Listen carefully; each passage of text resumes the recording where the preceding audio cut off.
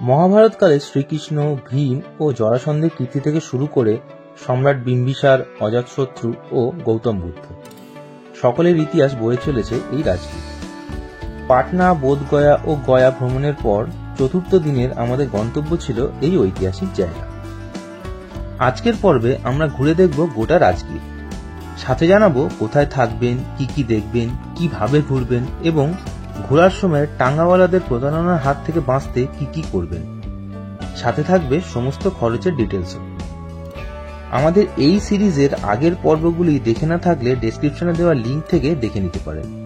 আর চ্যানেলে যদি নতুন হয়ে থাকেন তাহলে চ্যানেলটিকে সাবস্ক্রাইব করে নিন এরকম আরও অনেক তথ্যবহুল ট্রাভেল গাইড পাওয়ার জন্য। তাহলে চলুন আর দেরি না করে ভিডিওটা শুরু করা যাক।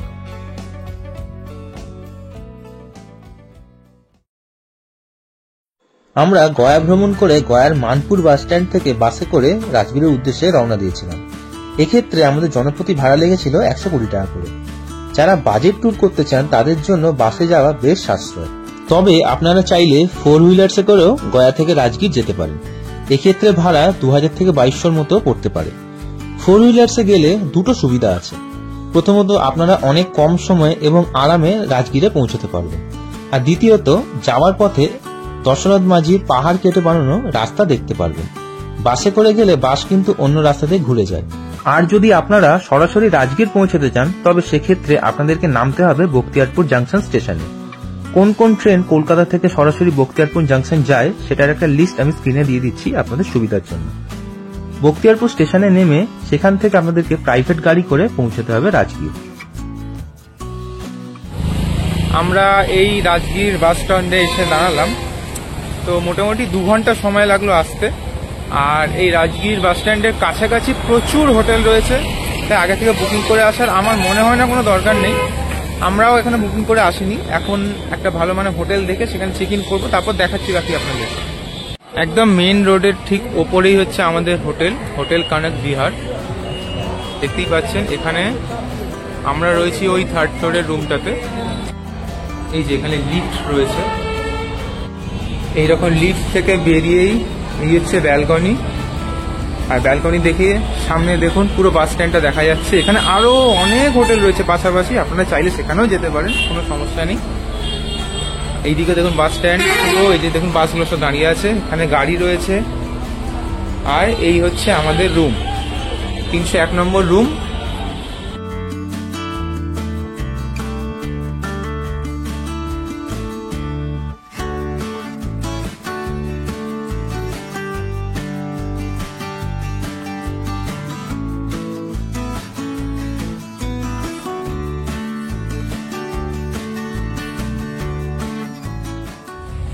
এই রুমটা আমাদের কস্টিং পড়ছে পার নাইট 1000 টাকা। 3 জনে থাকার জন্য 1000 টাকা হিসেবে একদমই ঠিকঠাক। বাজেট ট্যুরের জন্য এইরকম 1000 টাকার রুম ঠিকঠাকই। আর এর থেকে আরেকটা রুমও দেখিয়েছিল যেটা ওদের 800 850 এরকম থেকে শুরু হচ্ছে, বাট সেই রুমটা আমাদের খুব একটা পছন্দ হয়নি। বেডটাও যথেষ্ট বড়, 4 জনের এখানে বালিশ দেওয়া আছে, বাট 3 জনের জন্য ঠিকঠাক। রাজগীর পৌঁছে সারাদিনের ধকলে আর বেশি রাত অবধি জাগিনি সেদিন।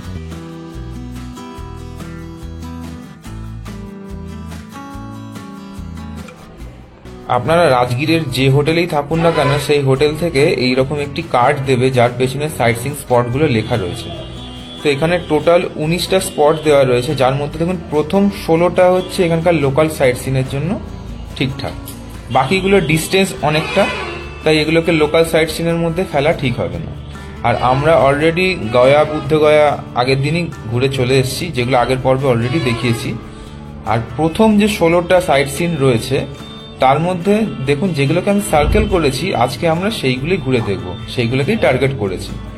বাকিগুলো দেখার সময় একদিনে হবে না। আর এখানে একটা দেখছিলাম যে নেই, যে জরাসন্ধের আখড়া, সেটা আমি নিজে লিখে রেখেছি, এটা আমি ওনাদেরকে বলবো যদি দেখায় আর কি। আর নেচার সাফারি, জু সাফারি এইগুলো অনেক সময় সাপেক্ষ ব্যাপার, একদিনে হবে বলে আমার মনে হয় না, তাও ওনাদেরকে জিজ্ঞেস করে নেব। আজকে ডে 4, আমাদের আজকে জার্নি স্টার্ট হচ্ছে রাজগীরের লোকাল সাইট সিন দিয়ে। তো এখানে লোকাল সাইট সিন করতে গেলে যে জায়গাগুলো আমি আপনাদেরকে দেখালাম, যে এই জায়গাগুলো আজকে যাব মার্ক করেছিলাম, সেইগুলো যেতে গেলে আমাদেরকে কিন্তু টাঙ্গাতে যেতে হবে। কারণ এখানে যা শুনলাম প্রাইভেট গাড়ি যায় না, টাঙ্গাতেই যেতে হবে, আর কিছু জায়গা আছে সেখানে হয়তো টোটোতে যেতে হবে। তো তার আগে ব্রেকফাস্ট করে নেবো, ব্রেকফাস্ট করে নিয়ে তারপর আমরা একটা টাঙ্গা বুক করবো। আজকে পুরো জায়গাগুলো ঘোরার জন্য। হোটেলের পাশেই অনেকগুলো রেস্টুরেন্ট তো রয়েছে, আর অন্য কোথাও যাব না। এখন 9:30 বাজতে আছে, যত তাড়াতাড়ি ব্রেকফাস্ট করে বেরোতে পারি আর কি। ব্রেকফাস্টে সেদিনকে আমরা পুরি সবজি খেয়েছিলাম, যেটা আমাদের পার প্লেটে 40 টাকা মতো পড়েছিল। তো ব্রেকফাস্ট করে নিয়ে আমরা আমাদের টাঙ্গা বুক করে নিয়েছি। পেছনে দেখতে পাচ্ছেন এই যে হচ্ছে আমাদের টাঙ্গা, এই পেছনে বসার জায়গা। তো আমি প্রথমবার এই টাঙ্গাতে চড়বো, এর আগে কখনো চড়িনি, জাস্ট দেখেছি। আশা করছি একটা ভালো এক্সপিরিয়েন্স হবে। তা চলুন আমরা সাইট সিনের জন্য বেরিয়ে পড়ি এবার। রাজগীর সাইট সিন করতে টাঙ্গা গাড়িতে করে 900 থেকে 1200-র মধ্যে দাম চাইতে পারে। আমাদের 1000 টাকা নিয়েছিল। আপনারা দাম দর কিন্তু অবশ্যই করবেন। তো আমরা এখন প্রথমে যাচ্ছি মানিয়ার মাঠ, এখান থেকে কাছেই বলছে। এটা আগে প্রথমে মানিয়ার মাঠ, আচ্ছা মনিয়ার মাঠ, সোন ভান্ডার আর আখাড়া, পরপর আমরা এগুলো সব দেখবো। উনি আমাদেরকে প্রথমে মনিয়ার মাঠ নিয়ে যাবেন, ওটা দেখবো সবার আগে।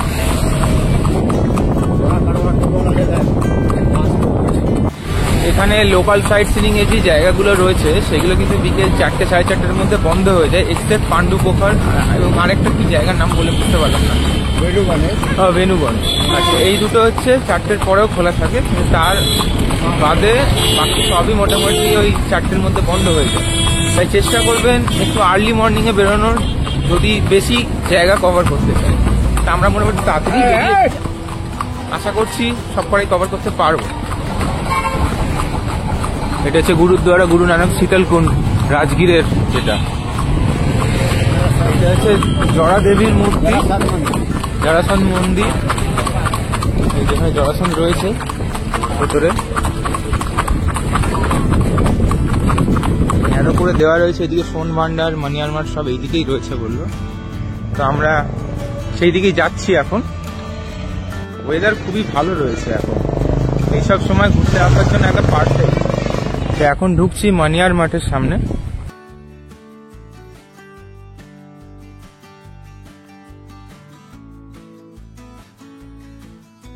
গোটা রাজগীরটাকে 5টা পাহাড় ঘিরে রেখেছে। সেই পাহাড়গুলো এই যে দেখুন, এইগুলো কিন্তু সেই পাহাড়গুলো।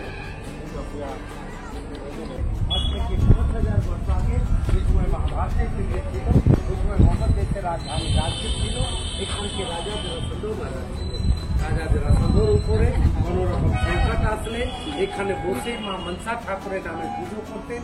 মা মনসা ঠাকুর প্রসন্ন হয়, পুরো নগর নিবাসীকে সেফটি করতেন। এই মনুমেন্ট জঙ্গল ঝাড়ি মাটির তলায় ছিল।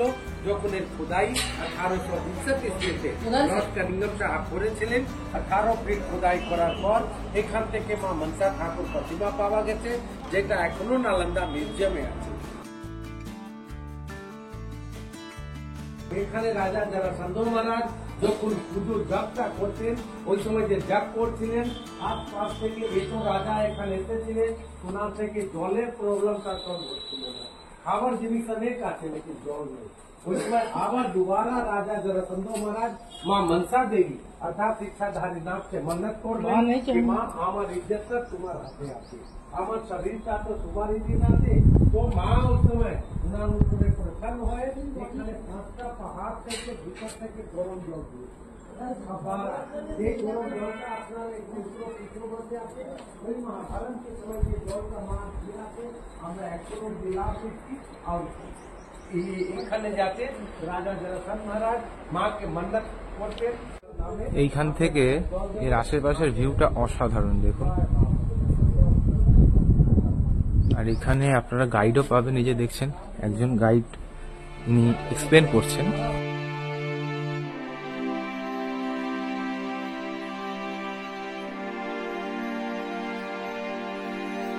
তো এই মানিয়ার মাঠ দেখার পর এবার এদিকে সোন ভান্ডারের দিকে যাব, যেটার জন্য আমাদের এই যে পেছনে দেখুন টোটোগুলো রয়েছে, এই টোটোগুলো যায়। যদি শুধু সোন ভান্ডার অব্দি যান তাহলে সেখানে যাবে 10-20 টাকা যাতায়াত মিলিয়ে।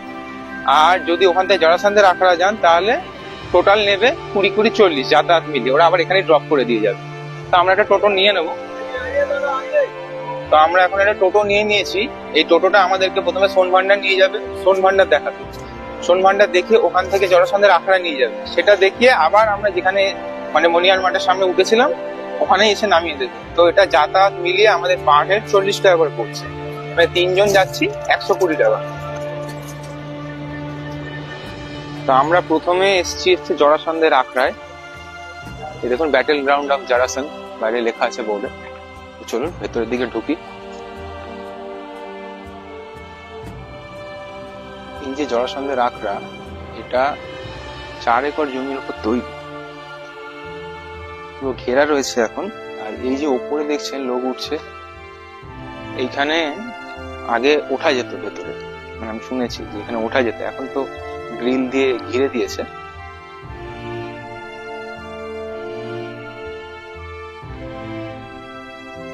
এই হচ্ছে সেই জায়গা যেখানে ভীম এবং জরাসন্ধের যুদ্ধ হয়েছিল এবং ভীম জরাসন্ধের বধ করেছিলেন। এই হচ্ছে বৈহারগিরি পাহাড়, একদম ঠিক উল্টো দিকেই রয়েছে। যে 5টা পাহাড় রয়েছে রাজগীরকে ঘিরে, তার মধ্যে একটি। মহাভারত কালে আমরা তো জরাসন্ধ এবং ভীমের যুদ্ধের কথা প্রায় সবাই জানি, যে কিভাবে ভীম শ্রীকৃষ্ণের সহায়তায় জরাসন্ধের বধ করেছিল। তো জরা নামের রাক্ষসী 2টি অর্ধেক শিশুকে জুড়ে জরাসন্ধের তৈরি করেছিল। তো ওনার মৃত্যু একভাবেই হতো, যে ওনার শরীরটাকে মাঝ বরাবর অর্ধেক করে অপোজিট ডিরেকশনে ছুটতে হবে, এবং এই জিনিসটা একমাত্র শ্রীকৃষ্ণ জানতেন, যেটা আমরা মহাভারত মানে বিভিন্ন চলচ্চিত্র বা দূরদর্শনে যেগুলো দেখতে পেয়েছি বা জানি। তো সেইভাবেই কিন্তু ভীমকে হেল্প করেছেন শ্রীকৃষ্ণ, ভীম সেইভাবেই বধ করতে পেরেছিল জরাসন্ধের।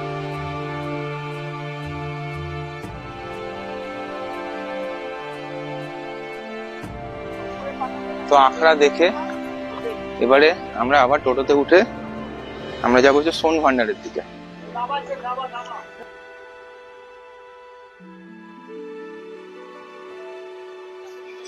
এটা হচ্ছে পার্কিং এরিয়া, এখানে আপনার প্রাইভেট গাড়ি আনলে সেটাও পার্ক করতে পারেন।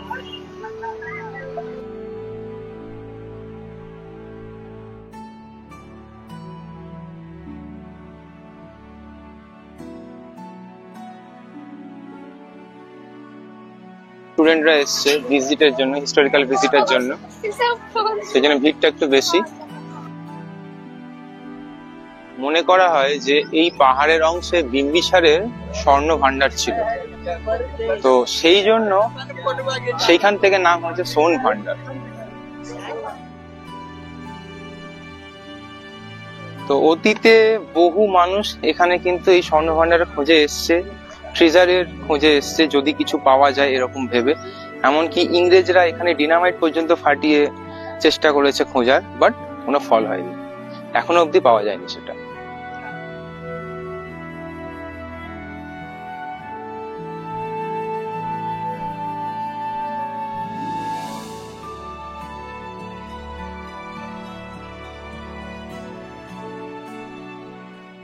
ब्रिटिश गवर्नमेंट अंग्रेज का राजा बाबू सामने वाला जंगल से चोट लगा करके थोड़ा चाहा, अब खजाना लूटना चाहा, लेकिन तोप से लूटा नहीं, दरवाजे पे तोप का दाने लगने लगे।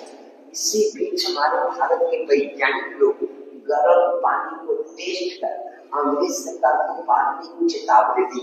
इसे कहना माचित तो बड़ी बात है, कुछ सकता ये हो सकता ज्वालामुखी फटे, इसलिए ज्वालामुखी फटेगा।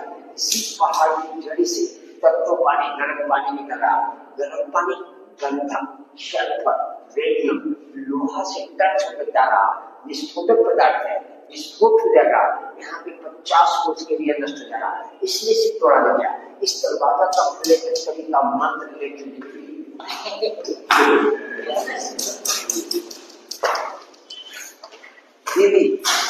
इसी लिपि की आज टीवी चैनल पर प्रचार चल रहा है। इस लिपि की सभी व्यक्ति पढ़ेंगे तो आपको एक दरवाजा खुलेगी। इस लिपि का नाम है शंख लिपि भाषा, शंख लिपि, जस्ट लाइक अ लिपि चाइनीज जो खुल से बंद से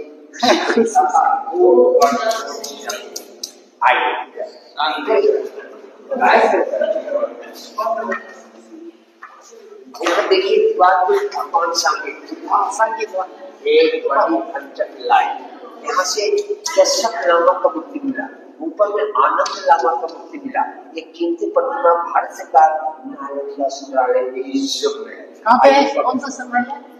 তো সোন ভান্ডার দেখালাম, সোন ভান্ডারের ভেতরকার ইতিহাস বা কি কি রহস্য রয়েছে সেটাও দেখানোর চেষ্টা করলাম। এবারে আমরা বেরোচ্ছি এখান থেকে, দিয়ে আমাদের টোটো ধরে আবার আমরা মুনিয়ার মঠের দিকেই যাব।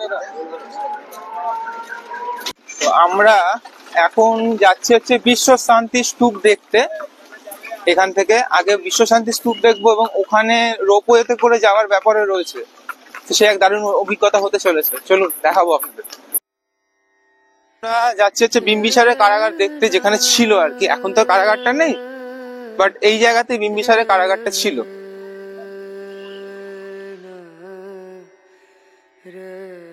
এই হচ্ছে সেই জায়গা যেখানে বিম্বিসার কারারুদ্ধ ছিলেন।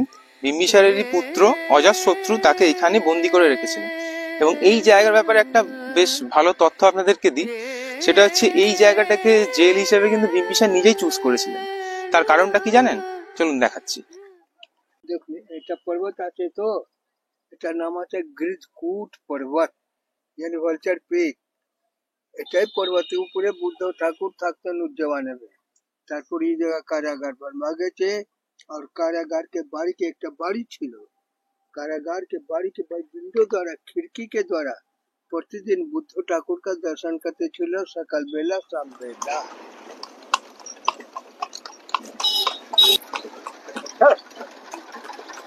এখন এসছি বিশ্ব শান্তি স্তূপ দেখতে।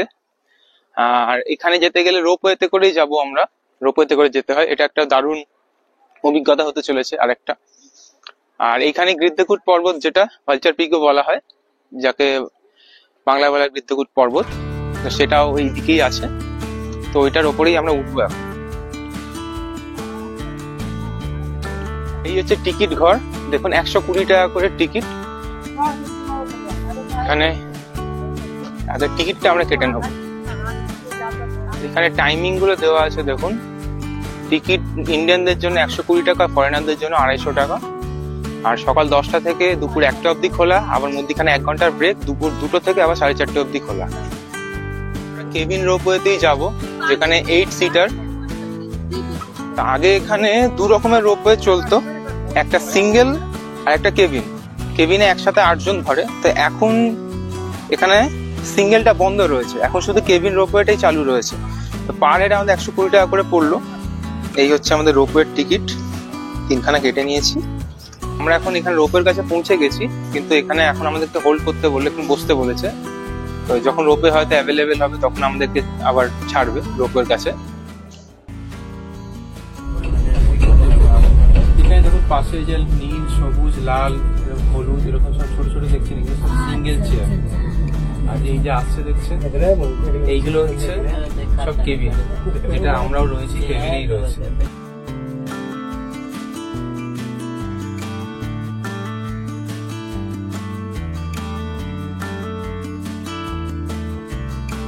রোপওয়েতে করে বিশ্বশান্তি স্তূপে পৌঁছতে প্রায় 15 থেকে 20 মিনিট সময় লেগেছিল। রোপওয়ে থেকে নেমে 5 মিনিটের মতো হাঁটা পথ ছিল এই শান্তিস্তূপ পর্যন্ত পৌঁছতে। বৈহারগিরি, উদয়গিরি, বিপুলগিরি, রত্নগিরি ও সোনগিরি, এই 5টি পাহাড়ের মাঝে রাজগীর শহর। বুদ্ধগয়াতে বোধিলাভের পর গৌতম বুদ্ধ এই রাজগীরে 12 বছর ছিলেন। আর সম্রাট বিম্বিসার স্বয়ং বুদ্ধের কাছ থেকে বৌদ্ধ ধর্মের দীক্ষা নেন। এই শান্তিস্তূপের উচ্চতা 125 ফুট এবং ডায়ামিটার 144 ফুট মতো। তবে এর ওপরের যে ডোমটি দেখতে পাচ্ছেন তার ডায়ামিটার 72 ফুট।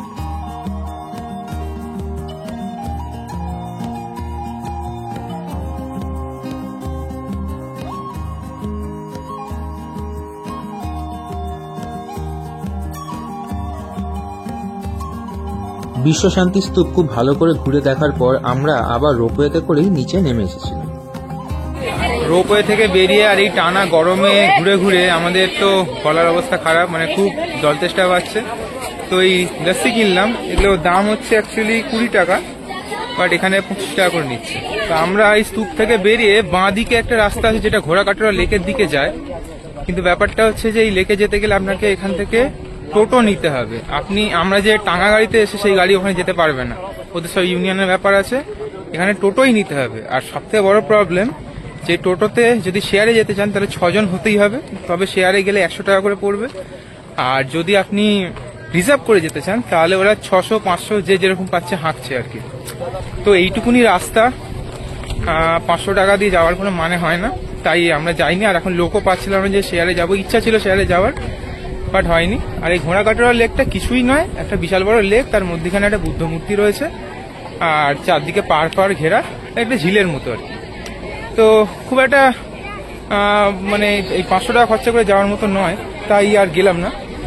আমরা অন্য জায়গাগুলো কভার করি এখন।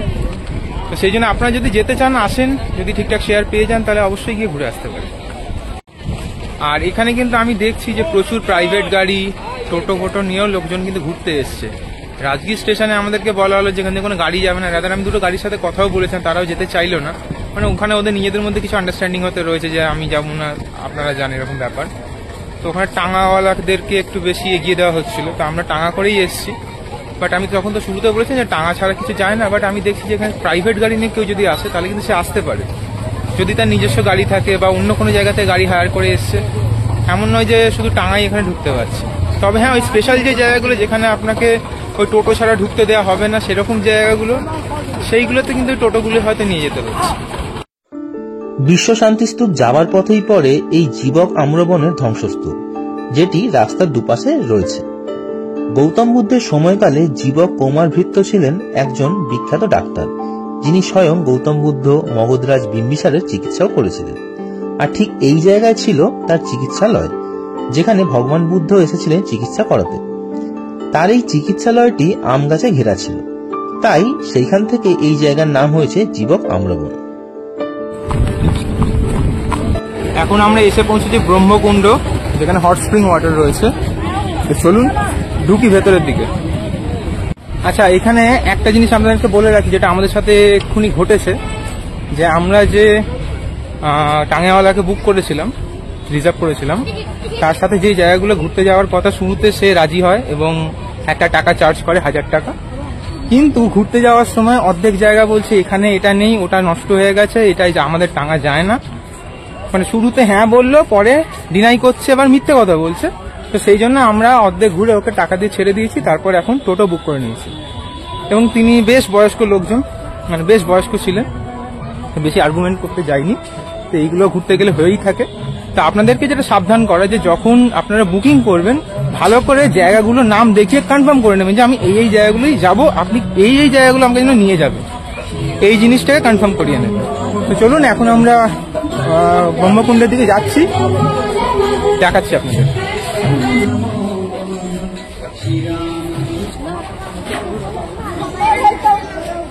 এই হচ্ছে মহাকালেশ্বর মন্দির, এই যে সামনেরটি, এখানে লেখাও আছে গায়ে।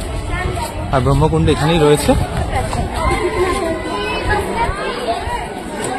এই হচ্ছে ব্রহ্মকুণ্ড, এখানে স্নান করার জায়গা, স্নানঘাট। সোজাই রয়েছে লক্ষ্মীনারায়ণের মন্দির, এই যে সামনেরটা। ব্রহ্মকুণ্ড এটা কিন্তু ভোর 4টের সময় খুলে যায়, তারপর থেকে এখানে সবাই স্নান করতে পারেন, ছেলে মেয়ে সকলেই স্নান করতে পারবেন এখানে। এই জায়গাগুলোতেও কিন্তু গরম জলের এই কুণ্ড থেকেই জল আসছে। কুণ্ডগুলো মোটামুটি দেখিয়ে দিলাম, কুণ্ডে যেখানে স্নান করছে। আর বেশি ভেতরে দেখানো যাচ্ছে না, কারণ ওখানে শুধু তো পুরুষ নয়, মহিলারাও স্নান করছে একই সাথে। তো ওইখানে আর ভিডিও করাটা ঠিক নয়, তাই বাইরেই বেরিয়ে এলাম। আপনাদেরকে যতটা সম্ভব দেখানো আমি দেখিয়ে দেবো। টাঙা গাড়ি ছেড়ে দেওয়ার পর আমরা একটি টোটো রিজার্ভ করে নিয়েছিলাম বাকি জায়গাগুলো ঘুরে দেখার জন্য, আর এতে আমাদের খরচা পড়েছিল 650 টাকা মতো। এসে পৌঁছলাম নলক্ষা টেম্পলের সামনে।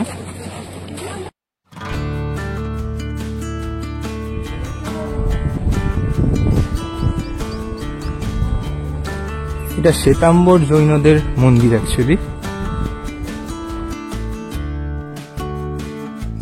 এই মন্দিরের গায়ে এই যে পাথরের কারুকার্যগুলো অসাধারণ, মানে ভীষণ সুন্দর হাতের কাজ এগুলো।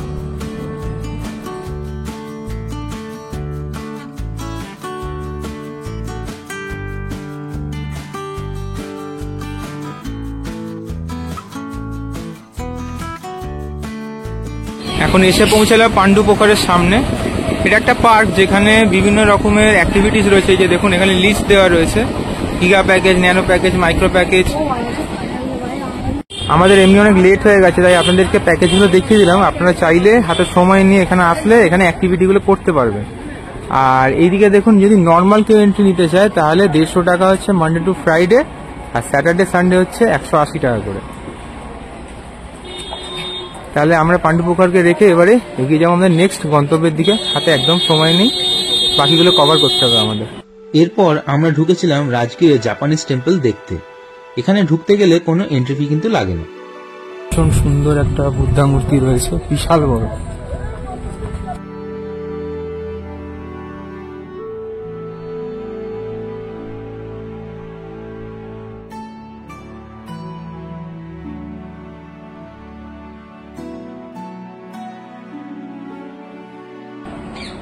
এখন আমরা এসেছি ভিরায়তন মিউজিয়ামের সামনে, তো আমরা এখানে ঢুকবো।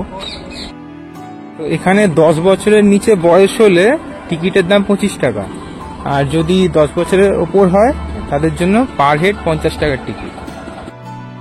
ভিরায়তনে ঢুকে প্রথমেই দেখে নিন এখানকার বিখ্যাত মহাবীর মন্দির। আমরা ভেতরে ঢুকেছিলাম, কিন্তু কোনো রকম ভিডিওগ্রাফি অ্যালাউড না থাকায় ভেতরের দৃশ্য আপনাদেরকে দেখাতে পারছি না। এই হচ্ছে মহাবীরের মন্দির, আর এই দিকে যে স্ট্রেট দেখছেন, এই স্ট্রেট এইখানটা হচ্ছে মিউজিয়ামটা।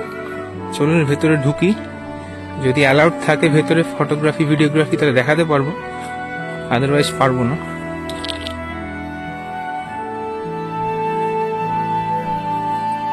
ভেতরে রয়েছে অসম্ভব সুন্দর সব হাতের কাজ, যা দেখলে আপনাদের হয়তো বিশ্বাসই হবে না যে প্রত্যেকটি কারুকার্য হাতে করেই তৈরি।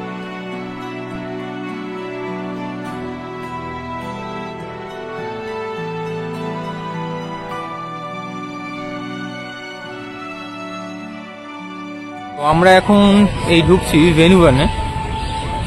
চলুন দেখি। আপনাদের সকাল 5:30 থেকে সন্ধ্যে 6টা অবধি এটা খোলা থাকে, আর পার হেড টিকিট হচ্ছে 20 টাকা। বেনুবন নামটি শুনে বুঝতেই পারছেন যে ভেতরে প্রচুর বাঁশ গাছের সমাহার। এই বেনুবনটি একদা সম্রাট বিম্বিসার গৌতম বুদ্ধকে দান করেছিল।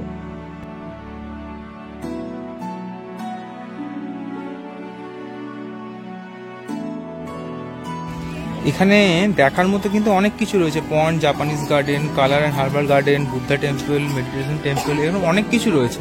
সবকিছু কিন্তু ওই আধ ঘন্টা 1 ঘন্টার মধ্যে দেখা সম্ভব নয়, কারণ এই জায়গাটা বিশাল বড়, বিশাল এরিয়া নিয়ে তৈরি। তাই এই জায়গায় ঘুরতে হলে আপনাকে মানে ভালোভাবে যদি ঘুরতে চান তাহলে আপনাদেরকে মিনিমাম 2 থেকে 3 ঘন্টা অ্যাটলিস্ট দিতে তো হবেই। তাই আমরা যতটা পারছি আপনাদেরকে দেখিয়ে দিচ্ছি, বাকি আপনারা যখন ঘুরতে আসবেন এখানে তখন হাতে বেশ কিছুটা সময় নিয়ে আসবেন যদি সব কিছু ঘুরে দেখতে চান।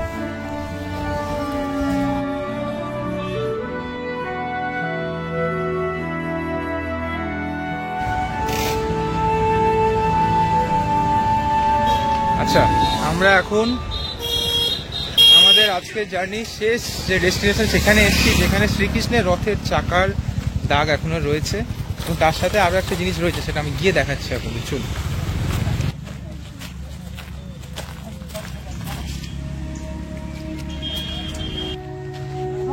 এই যে দেখুন, এইখানে রথের চাকার দাগ, এই যে মধ্যিখান বরাবর। এবার এই মাটিটা এখন পাথরে কনভার্ট হয়ে গেছে।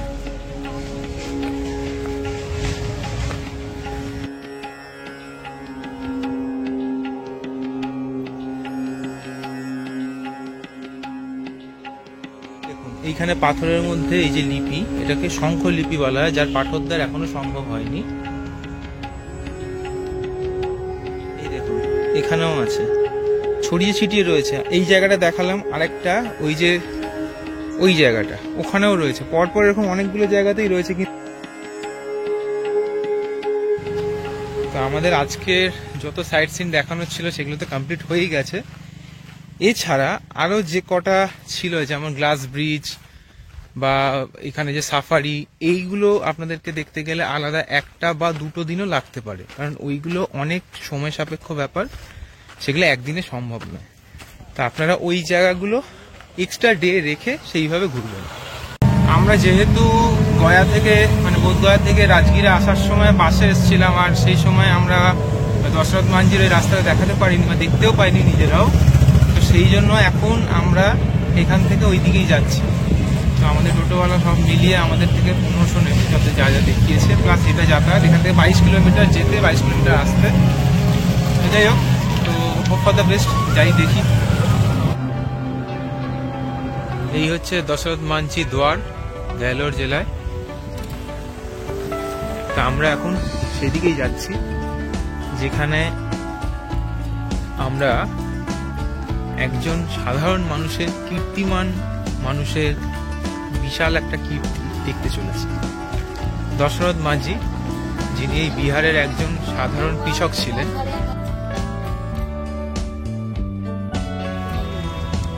ঘটনাটা অনেকেই হয়তো আপনারা জানেন, যারা জানেন না আমি তাদের জন্য বলছি যে এইখানে যে পাহাড় ছিল, এইখানে ভেলোর জেলার মানুষজনকেই পাহাড় টপকে, স্পেশালি মহিলাদেরকে জল আনতে যেতে হতো। তো এই দশরথ মাঝি বলে একজন লোক, কৃষক ছিলেন, তিনি চাষাবাদ করতেন। তো তার স্ত্রী, তিনি একদিন জল আনতে গিয়ে পাহাড় থেকে পড়ে যান। এবারে এখানে একটু মতভেদ রয়েছে, ভিন্ন ভিন্ন। কেউ বলেন যে পাহাড় থেকে পড়ে গিয়ে মারা যান, আবার কেউ বলেন যে পাহাড় থেকে চলতে গিয়ে, নামতে গিয়ে ইনজিওর হন এবং তারপর মারা যান। তো সেই সময় যখন ডাক্তার ডাকতে যাওয়ার কথা ছিল, কিন্তু পাহাড় থাকার জন্য এখান থেকে অনেকটা ঘুরে যেতে হতো, যেটা মোটামুটি আপনার 55-60 কিলোমিটারের ওপর। তো যে কারণে তার স্ত্রী মারা যায়। এইবার স্ত্রী মারা যাওয়ার পর তিনি ঠিক করেন যে এই পাহাড়টাকে উনি কেটে এখান থেকে রাস্তা করে দেবেন, যাতে আর কারোর এরকম ঘটনা না ঘটে। এবং তার ফলেই উনি প্রায় 22 বছর ধরে অক্লান্ত পরিশ্রম করে এই পাহাড় কেটে এই রাস্তা বানিয়ে ফেলেছেন। এই রাস্তাটা টোটাল 111 মিটার দৈর্ঘ্যের, আর চওড়াতে রয়েছে 9.1 মিটার, আর এর গভীরতাটা মোটামুটি 7.6 মিটার মতো।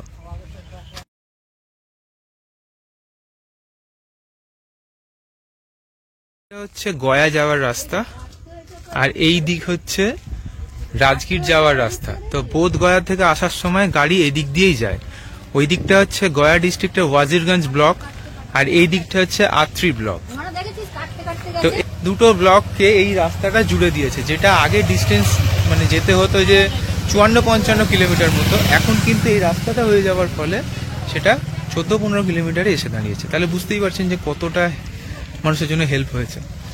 তো এই মাঞ্ঝি, যিনি দশরথ মাঞ্ঝি, যাকে মাউন্টেন ম্যানও বলা হয়, একসময় লোকে ওনাকে পাগল বলতো, কারণ উনি সকালে উঠতেন, ছেনি আর হাতুড়ি নিয়ে চলে আসতেন এবং পাহাড় কাটতেন।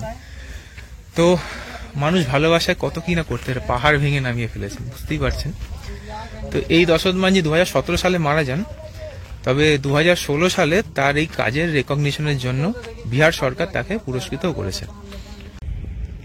ডেপটা দেখতে পাচ্ছেন এখান থেকে রাস্তাটা কতটা উঁচুতে আমি দাঁড়িয়ে আছি, আরো ওই দিকটা উঁচু রয়েছে ওই সাইডটায়।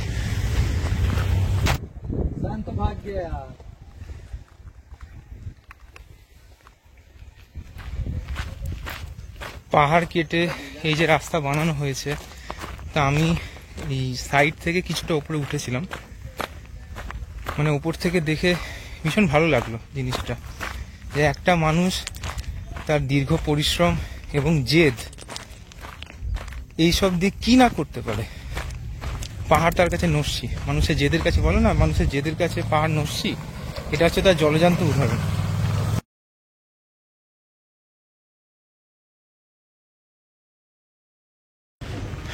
যাই হোক, এখানে এসে অনেক স্মৃতি নিয়ে ফিরে যাচ্ছি এখন। এটা খুব দেখার ইচ্ছে ছিল, তো আলটিমেটলি যে দেখতে পেয়েছি এটা একটা বড় ব্যাপার। এত সুন্দর একটা মানে ভালোবাসা নিদর্শনই বলা যায়। লোকে ভালোবাসা নিদর্শন বলতে তাজমহল বোঝে, বাট এটাও তাজমহল থেকে কম কিছু নয়। এইখানে এই রাস্তাটার পাশটায় আশপাশটা একদমই ফাঁকা, সেরকম কিছুই নেই, শুধু এক গাদা নারকোল গাছ আর তাল গাছ স্পেশালি ভর্তি রয়েছে। তাই সন্ধ্যের পর এই জায়গাটা কতটা সেফ সেটা নিয়ে একটু সন্দেহ তো অবশ্যই থেকে যায়।